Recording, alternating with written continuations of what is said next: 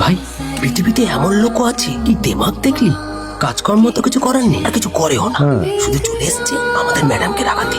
আরে আমি তো ভেবেছিলাম যে এর সাথে ম্যাডামের আর কোনো সম্পর্কই নেই, তো না, এখন যা দেখছি উল্টে ম্যাডামের মাথায় উঠে নাচছে। মাঝে মাঝে মনে হয় এদের দুজনের বিয়ে কিভাবে হলো। আর বিয়ে তো অনেক পরের কথা, 2 বছর হয়ে গেল এদের এখনো ডিভোর্স হলো না। আমার তো ভাবলে কিরকম অবাক লাগে। যা বলেছিস।